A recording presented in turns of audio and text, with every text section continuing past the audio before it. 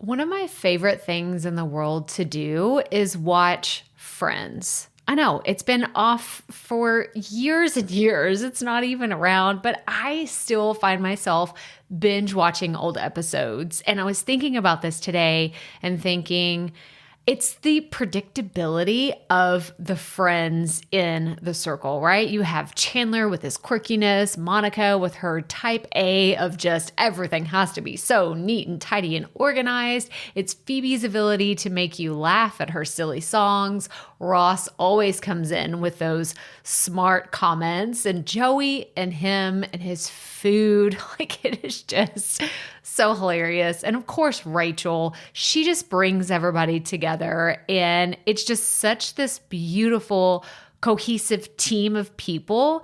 And it's why I wanted to come on and share with you today that I have an opportunity for you to find your friends in the content creation space. So if you are thinking about creating your first or your next digital course, I don't want you to miss this opportunity because Amy Porterfield just opened the doors for registration for her Course Confident Bootcamp. And I'm actually offering a special bonus for anyone that registers for the Course Confident Bootcamp through my special link. So I want you to go to crystalprofit.com/Amy-bootcamp to register. That's crystalprofit.com/Amy-bootcamp. And what you're going to find when you get there is I have this special bonus private podcast series. It's called Money Mindset for Creators. So I want you to go register for Amy's bootcamp, download the podcast, and immediately start listening to it, because what this training is set up to do is to help you get your mind right about monetizing your content, making money so that you can fuel your content creation dreams. So go to crystalprofit.com/Amy-bootcamp to register for Course Confident. And I cannot wait for you to find your friends and find the people that will be there for you. Do you see what I did there? Yeah, nice little friends segue connection.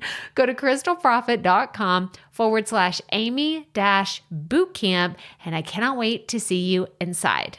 Okay, let's get into today's episode. I'm not an expert in my podcast topic. Well, at least not as much as fill in the blank from the blank podcast. I'm totally not cut out for this. I hear this all the time. New podcasters tell me this all the time. They believe just because one podcast out in the world exists that slightly resembles what they are thinking about doing, then suddenly they're not good enough. Yes. We are talking about imposter syndrome today, because this is something that I think most new podcasters feel at some point in their journey, whether it's in the creation stages, they're just getting started, they're starting to do some research, they're like, I think I want to call it this, and then they find out there's already 3 other podcasts out there named something similar to that, and then they say, I'm not good enough to do this. I don't think I'm cut out for this. I think that everyone else that's already doing it is doing it way better than me. Well, that's what we're going to talk about today. We're going to talk about how to overcome imposter syndrome. So let's get right to it. Welcome to the Profit Podcast, where we teach entrepreneurs how to start, launch, and market their podcast. I'm your host, Crystal Profit, and I'm so excited that you're here. Thanks for hanging out with me today, because if you've been trying to figure out the world of podcasting, think of this show as the time-saving shortcut you've been looking for. So let's get right to it, shall we? Okay, I'm just going to be real upfront and honest with you today, because there are so many times that I have experienced imposter syndrome in my life that probably seem really silly, but I think back and I'm like, oh, I didn't even understand what I was actually going through at the time, because imposter syndrome wasn't something that was actually in my vocabulary. I have only recently learned the term probably within the last 5 years, as I've stepped out of my comfort zone in many different ways, and I've tried to do things on my own outside of being just a corporate employee. So I wanted to tell you when imposter syndrome really first entered my life. I was in 8th grade. It was the summer before my freshman year of high school, and I wanted to try out for cheerleading. Now, bear with me, okay? Because it's funny because I say I have been, I'm no longer a cheerleader, okay? It's not like I go and pursue adult cheerleading classes or anything, and I don't wear my high school uniform, although it was one of the runner-ups for my costume, my Halloween costume last year. But I had been a cheerleader since I was 4. My big brothers played football, and I loved being on the field, being on the sidelines. And it's probably one of the reasons why I make a great cheerleader for my friends and fellow podcasters, because I've always enjoyed being someone that is encouraging. So I started when I was about 4. We had like a YMCA league, and oh, y'all, the pictures. I'll find pictures every once in a while, and I'm just like, oh my gosh, because I was so big.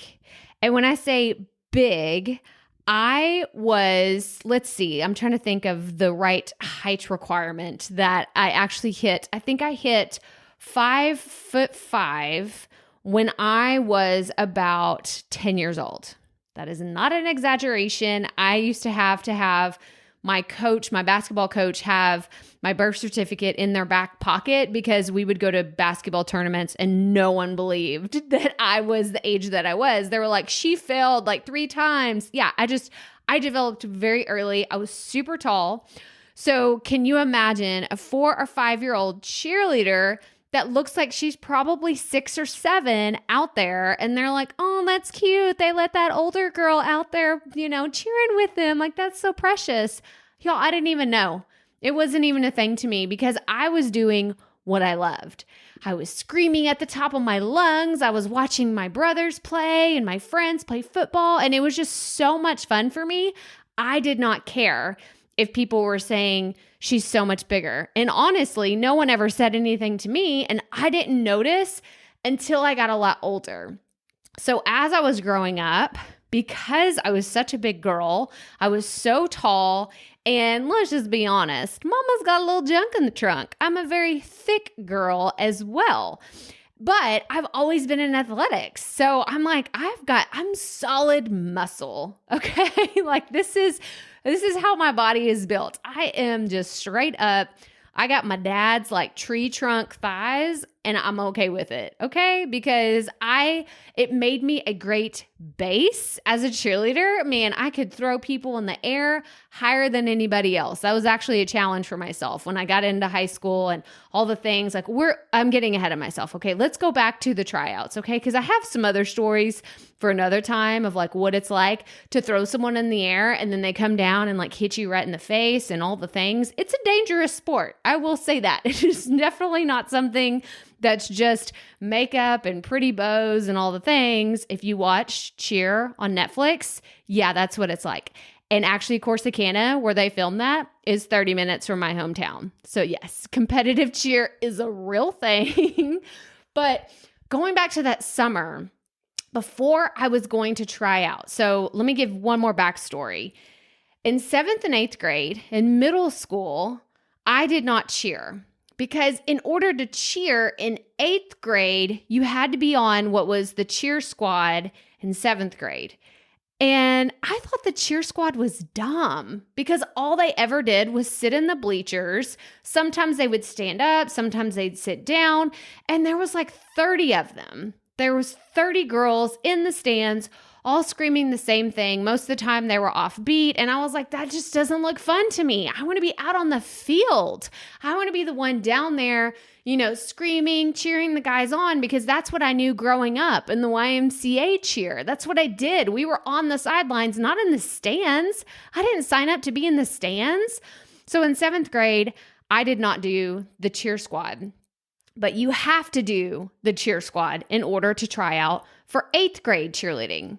So I said, you know what? It's fine. I'll sacrifice my middle school cheer days to actually, I'll be ready for high school. So I get to my 8th grade summer. We're about to, have cheer tryouts. And I was so nervous. I was so nervous because, like I said, I was tall, I was big, and I was scared because I am not a tumbler. So for those of you that aren't familiar with that, that's like flipping, all the flips and the tricks and all those things. I don't do that. I don't do that. And I think part of it was because I was never in gymnastics. I didn't do that. I was never interested in all the flips because I just didn't think I could do them because I was so tall. I was like, who's going to help like flip my legs over my head and all the things? So I never did gymnastics. And I thought all the other girls that did cheer in middle school had practice doing all these flips. And they started doing gymnastics to get prepared for high school. So when we get there, like we're practicing, it's like me and my other girlfriends, and we're like, okay, like, good luck. Like, I can't wait to see what you do. And it's going to be so fun. We had to go out to try out, you had to wear, everybody had to wear the same thing. It was like just plain black shorts and a white t-shirt. And that was it. You couldn't you're trying not to stand out, right? They didn't want anything to deter them, like the judges, from voting yes or no based on how you looked. It should just be based on performance. And I will never forget moments before I walked out. We did this in our the gym at our high school. I was on the basketball court and I was so nervous. They called my number. I go out there, and moments before I get started on the cheer, I said, what can you do? What can you do? And what I was asking myself is I had been freaking myself out saying, you can't tumble. You can't do this. You don't have the highest jumps. Like I had this voice in my head telling me all these negative things that I couldn't do, repeating them over and over and over again. You can't do this. Did you see Jenny? Jenny has a higher jump than you. Did you see Kendall? Did you see how many backflips she did in a row? She did a standing tuck. You can't do that. I had it over and over again. But right before I got started, there was this other voice that chimed in and said, what can you do? And I answered myself and I said, I can be louder than any person in here. So that's what I did. That's exactly what I did. When I went out there, I had the cheer memorized. I was ready to go. And I had that nervous energy that comes from doing anything. I'd never tried out before. I'd never done this. The other girls who did this in middle school, like they were ready. They knew what was happening. They knew what was coming. They knew what to expect. I knew none of that. I was like, I know I can be so freaking loud. My goal is to make those judges almost want to hold their ears because they're like, oh my God, this chick is so loud. We're going to be able to hear her from three school districts over. She's got this. So that's exactly what I did. I tapped into what I knew I was good at and I went for it. And I made the team. Okay. Surprise, spoiler alert. I already let you know I made the team. I went on to cheer all of high school. But if I had listened to that voice that kept saying, you can't do that as good as Jenny. Kendall is she's got you beat all day long in those round off back handsprings. I would have just never risen to the potential that eventually became some of my happiest memories of high school. Okay, so let's stop reliving high school days. Let's talk about something that maybe everyone can relate to a little bit better. Parenting. Oh, y'all. And this is these stories can apply whether you're a parent or not. Okay.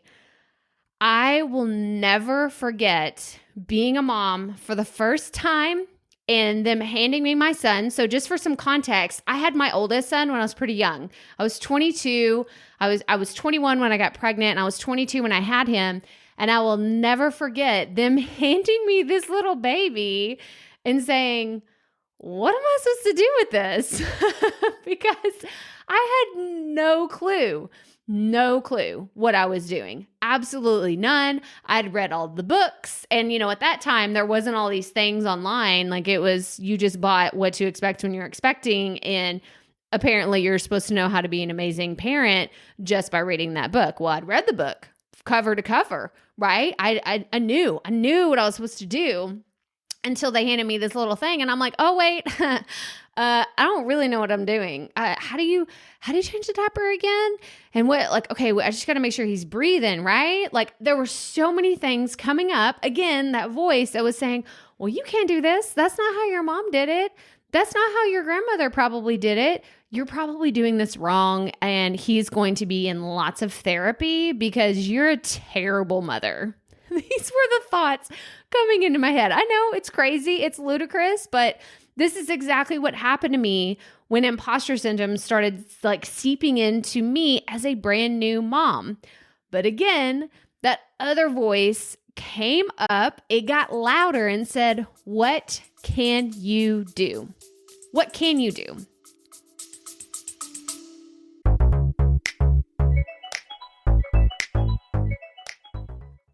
Being a woman in business comes with its own unique set of challenges, but also so many opportunities. We get ahead by leaning in to what makes us different from business as usual.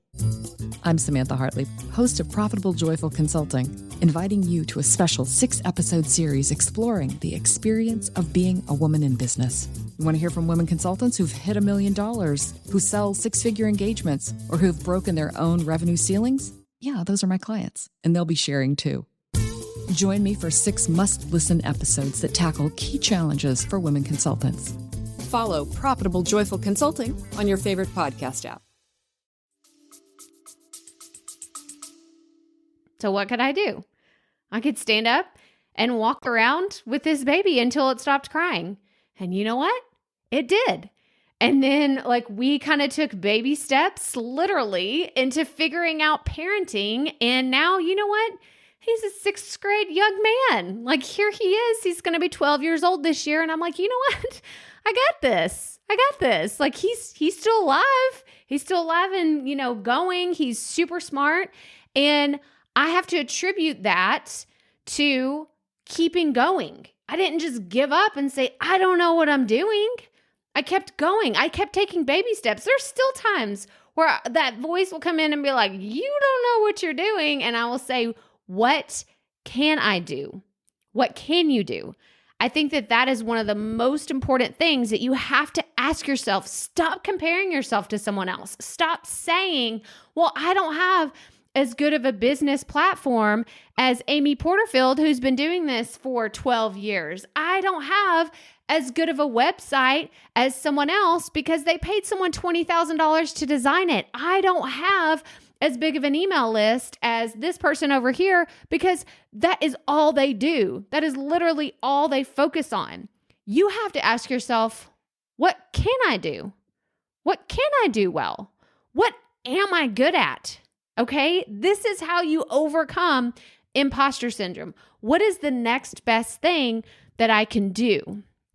How can I take that next step that will help me be a better podcaster, be a better person, be a better host, be a better guest, show up for my audience in the best possible way? What is the next thing that I have to do? And I know that it sounds super simple, but it squashes imposter syndrome every single time. And imposter syndrome, like we're buds now. We're buds. Like we hang out all the time. And what I'll do is say, oh yeah, well, what can I do? Because I know it's there. I love there's an analogy in Big Magic. If you've listened to this podcast, you've probably heard me reference Big Magic before by Elizabeth Gilbert, one of my favorite books, like for sure top 5 books I've ever read. It's the only audiobook I think I've listened to at least 8 times. It is so, so good. But she has this analogy about fear. And I think that imposter syndrome is a type of fear because it's either you feeling inadequate, you're fearing your inadequacy, you're fearing your insecurities, you're fearing something. And she says, you know what? Fear is always there. And instead of, telling it to go away and pretending like it's not there until it comes and rears its ugly head, I invite him on the adventure.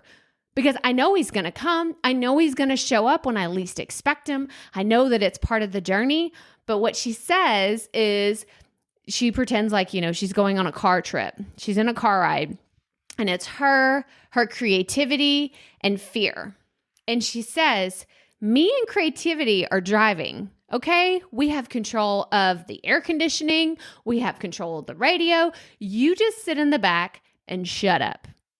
And I know, I totally butchered it. I'll have to find the actual thing and put it on Goodreads and tell you exactly what it is, or put it from Goodreads on the website, because it just like resonates with me. It's the same with imposter syndrome. Like recently, my podcast has gotten a lot more traction and I've grown my email list so much more than it was than last year. And I've gotten a little bit more social clout on social media, and I've gotten asked to do some really cool things with some really strategic brands. And I'm so grateful, but you bet that imposter syndrome is still there.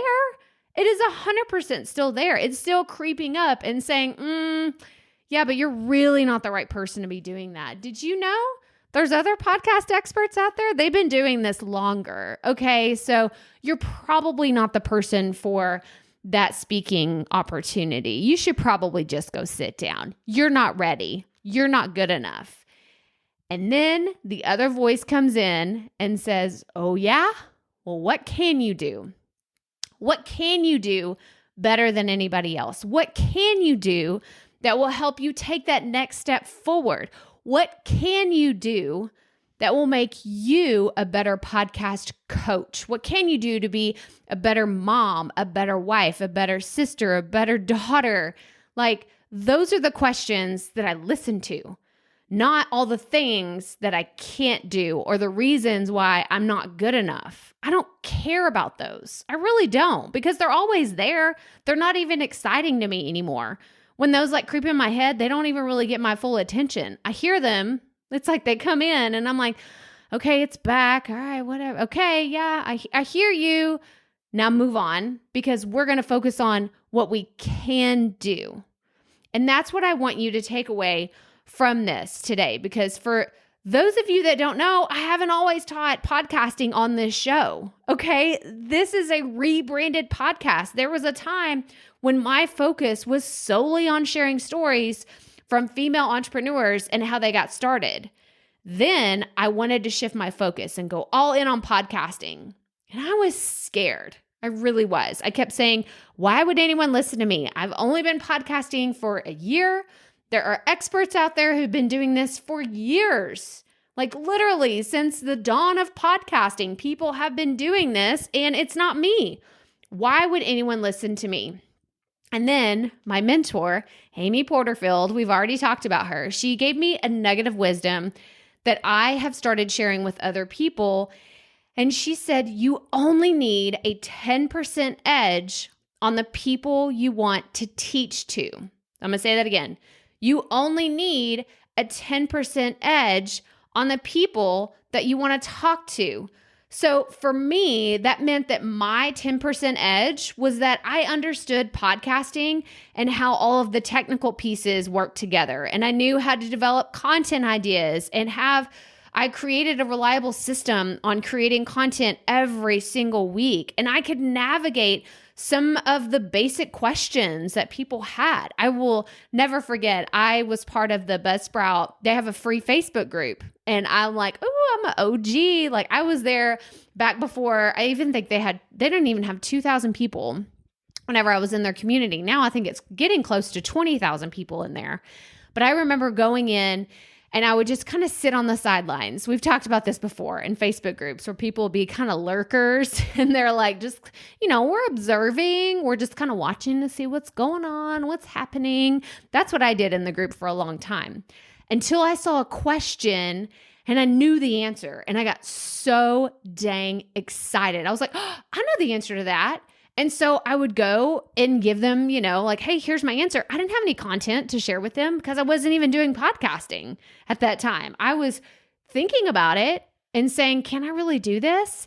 But then once I saw that people had really basic questions that I could help with, my confidence grew. So maybe you are in an environment where you're hanging out with people that are your ideal audience, your ideal community that you want to reach. And you're like, I just don't know that I can do this as well. Well, can you answer their questions? Can you give them a perspective that maybe they've never thought of? Can you give them, show them a way that no one else is teaching? Can you give them stories that they've never heard before? Yes. Yes, you can. Because I can promise you there are some other podcast experts out there that don't have a cheerleading story like what I share with you today. Okay. And they can't tell you about Jenny and Kendall having better back handsprings than you. Okay. They can't. That story is unique to me. Growing up right down the street from Corsicana, which, by the way, that was our rival school in high school. It was Athens. That's my hometown. And Corsicana, they were rival schools growing up. So I thought that was so funny when that Netflix documentary came out. I was like, oh my gosh, that's 30 minutes from my hometown. Anyway, getting off subject here, but do you see what I'm saying? All you need is a 10% edge. 10% edge. So I want you to ask yourself, what is my 10% edge? What do I have that is going for me? What can I do? Right? That is the question. Do you need to write that on a Post-it and put it on your monitor in your office or hang it up in your bathroom and say, what can I do? Because when that imposter syndrome comes back to you, I want you to ask that question. All the other crap in your head is not serving you. Someone, saying, oh, you're just not as good as this person. And that podcast is probably better than yours. And did you know that they were top rated last month? Did you know that that person has a bigger email list than you? Did you know that their website is a lot prettier than yours? Yeah, I could go on forever about the imposter syndrome, little anecdotes that always happen inside my own head. So if I have them, I know you've got them too. But we got to squash those and say, what can I do? What can I do better than those people? What can I do that represents me? Because at the end of the day, no one can replicate you. You are the thing that is special. You are the thing that is going to set you apart, your show apart from everybody else's. I'll give you one more example about this because I think it's so funny that we've talked about so many different topics on this podcast, from getting started, marketing, launch plans, all the things. And the number one comment that I always get from someone that's listened to the show is, thank you so much for talking about recording in your closet and you're surrounded by laundry. And I just laugh every time, because it makes me so happy because it's real, y'all. It's real. And just because I've moved out of the closet, I'm in my office, y'all, there's still laundry in my closet. Okay. There's still a ton of laundry right now. I've tried to develop systems and put things in place and when I say laundry, it's clean. It's clean laundry. I don't have a closet full of dirty laundry, but I do not yet have that magical fairy that takes the clean laundry and puts it in all the places that it needs to go. I know I have kids, I have a husband, they need to do their share, but it just hasn't happened. It hasn't happened yet, okay? I'm working on it. It's on my Christmas list this year. I've talked to Santa about it already. I'm going to make it happen one day. But I just want you to know that if you show up as yourself and share real stories that matter, that is what you can do. Okay, I felt like this episode was super preachy and a little raising hands, hallelujah, mic drops, all the things. And I just knew that we needed to talk about this because I wanted to share some stories of how imposter syndrome has shown up in my life. Because this is what if this is the thing that's holding you back from getting your podcast off the ground, you're not the only one that has this. And you just have to keep moving forward, right? What's our motto around here? Keep it up. We all have to start somewhere. You've just got to get in motion and make it happen. But that's all I have for you today. So Go check out the show notes, crystalprofit.com/episode 225. I'm going to go find that quote from Elizabeth Gilbert and put it in there because I totally butchered it. And I want to make sure that you see what it is because it's a really good analogy. I just totally messed it up. So crystalprofit.com/episode 225. And again, I want you to come join us in our free Facebook group, the Profit Podcast Online Community. It's where we have great conversations about these hard things, right? Imposter syndrome isn't the easiest thing to talk about, but I want you to come and share where you're stuck or where you're feeling like, man, I just don't know that I'm cut out for this. Or if you have any other thoughts of how you can make your podcast better or suggestions or how you just stay motivated to keep going, I want you to ask those questions in our free Facebook community. So you're going to find links to all that in the show notes. Again, crystalprofit.com/episode 225. And if you have not already, make sure that you subscribe to the show and leave us a rating and a review. That helps us push this podcast in front of more people. And I would just love to have so many podcasters out there have more confidence, right? Like if this episode today really resonated with you, I invite you to take a screenshot where you're listening to this, tag me on social media, and tell me your thoughts. Tell me your number one takeaway that you had from this episode, because I think that it's something we need to talk about. I think that it's something we need to encourage each other about and just to keep going. So it's perfect time to sign off with, remember, keep it up. We all have to start somewhere.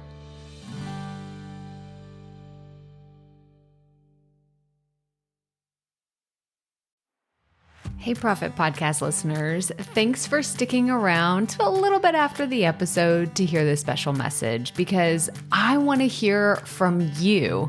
We are starting a new segment called Fan Mail Shoutouts, and I want to hear from you and I want to hear your questions. What do you want to know?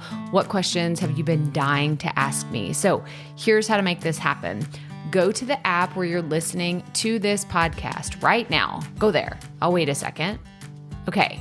Now, once you're there, you're going to see a hyperlink at the top of the episode description that says, send Crystal a text message. And that's all I want you to do. Send me a text. It could be casual, informal. It could be totally anonymous. Or if you want, you can include your name and the name of your podcast or content wherever you are creating, and I will give you a special shout out in an upcoming episode. So again, go to the show notes for where you're listening to this episode right now, and it will say, send Crystal a text message. And I cannot wait to hear from you and give you a shout out in an upcoming segment of Fan Mail Shoutouts.